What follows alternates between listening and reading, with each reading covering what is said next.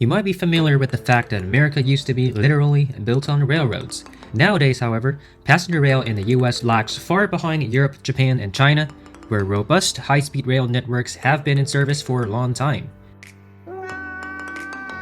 Well, actually, it would be inaccurate to say that high-speed rail doesn't exist in America.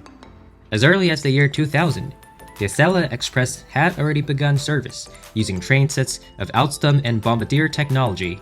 These trains, with a top speed of 150 miles per hour, connect major East Coast cities like Boston, New York, Philadelphia, Baltimore, and Washington, and the ridership has been high. Unfortunately, because no separate tracks were built for this service, these high-speed trains have to share century-old tracks and bridges with local trains, which means the average speed only reaches just over 70 miles per hour, far below its full potential. Despite the history mentioned earlier, since the 1950s with the rise of cars and air travel, passenger rail has steadily declined and now accounts for just a small share of travel. Nationwide, Amtrak only owns a limited amount of track rights. Many long-distance sleeper trains have to yield to freight trains on outdated, single-track railways, while the tickets can be so expensive that only wealthier people use them for sightseeing purposes. Stop it. Get some help. At this point, people who care about transportation certainly couldn't stand by and do nothing.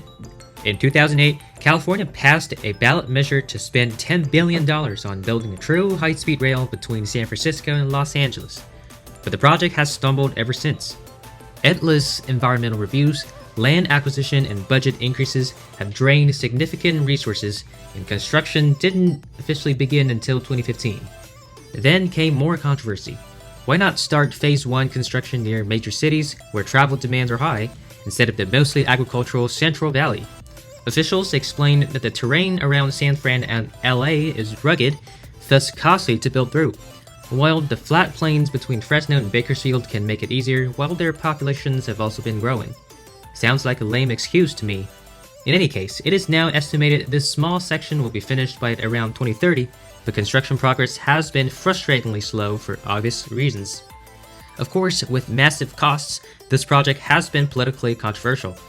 Democrats who typically support sustainability and public transit have backed it, with governors like Jerry Brown and Gavin Newsom fully supporting the effort.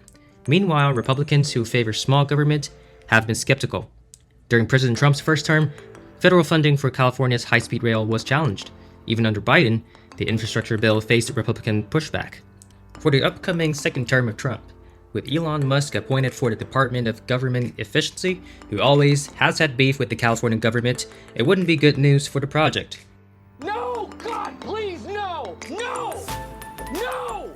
Therefore, many think tank researchers suggest that once Phase 1 is complete, they should just let existing services use the tracks, or even stop the project entirely to avoid further waste of money. Plus, with remote work and electric vehicles on the rise, high-speed rail might lose some of its competitive edge and sustainability appeal. So, is there any hope for reviving passenger rail in the US? I actually believe there is. In Florida, a private company called Brightline launched an intercity rail line connecting Miami, West Palm Beach, and Orlando just in under a decade, and it's doing well financially. Brightline is also planning to build a 200 miles per hour high-speed service between LA and Las Vegas to be ready for time for the 2028 Olympics. You see, private companies are good at effectiveness and cost control. In Florida, they only upgraded their own existing freight tracks, while on the West Coast, they're planning to build the line almost entirely along the median of Interstate 15. Given how inefficient the government is today, perhaps the US needs to deregulate and let private enterprises take the lead.